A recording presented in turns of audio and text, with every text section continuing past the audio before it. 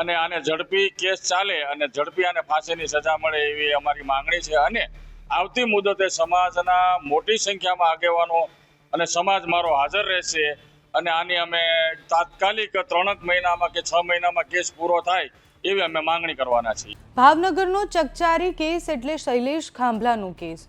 Chargesheet file થયા પછી ગઈકાલે કોર્ટ સમક્ષ શૈલેષ ખાંભલાને રજૂ કરવામાં આવ્યા। પોલીસે 12 ફેબ્રુઆરીએ શૈલેષ સામે 1500 પાનાની ચાર્જશીટ રજૂ કરી હતી।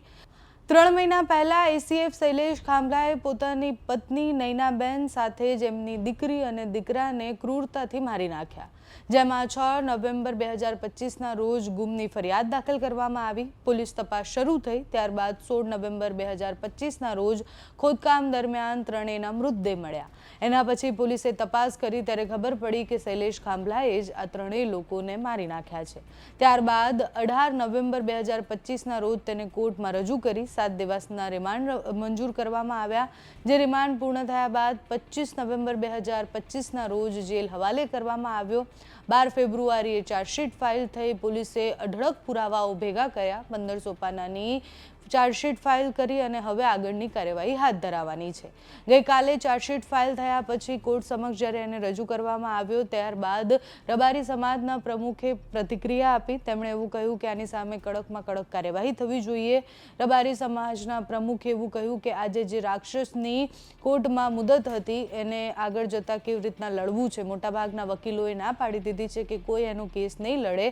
આજે અમને જાણવા મળ્યું છે કે સુરતથી એક વકીલ આવ્યા હતા। કેસ ઝડપી ચાલે, આરોપીને ફાંસીની સજા થાય એવી અમારી માંગ છે। આ કેસ 6 મહિનાની અંદર પૂર્ણ થવો જોઈએ, એના માટે અમે બધું જ કરવા માટે તૈયાર છીએ। આગળની મુદતમાં અમે બધા જ સમાજના લોકો પણ ભેગા થવાના છીએ।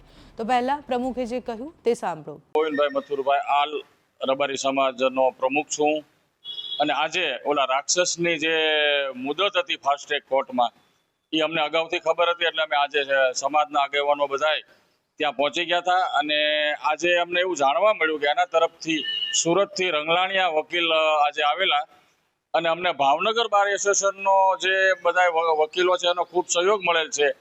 એ લોકો એનો કેસ લડવા નથી માંગતા એવું અમને સ્પષ્ટ કીધેલું છે અને એને એનું વચન પાડ્યું છે।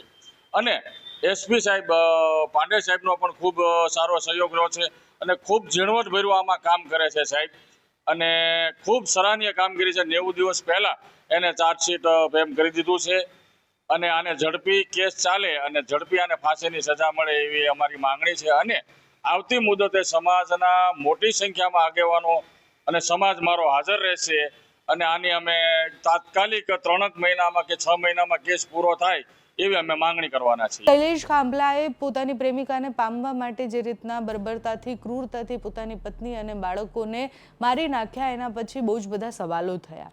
એ સવાલો એ માનસ માટે થયા કે આપણે આસપાસના લોકો ક્યારે શું કરી લે આપણને ખબર જ નથી। એક વ્યક્તિ જે આટલા વર્ષોથી એક છોકરીને પ્રેમ કરતો હતો, એ પોતાની પત્નીને છૂટાછેડા આપી અને પ્રેમિકાને પામી શકતો હતો, છતાં પણ એને એ રસ્તો અપનાવ્યો કે જેમાં એ પોતાના ફૂલ જેવા બાળકોને અને પત્નીને મારી નાખે છે। તમારું આ વિષય પર શું માનવું છે અમને કમેન્ટ્સમાં જણાવજો। અત્યારે આ વિડીયોમાં બસ આટલું। જો તમે અમને યુટ્યુબ પર જોઈ રહ્યા હોય તો સબસ્ક્રાઇબ કરજો, ફેસબુક પર જોઈ રહ્યા હોય તો ફોલો કરજો, અમારા વિડીયોને લાઇક અને શેર કરજો।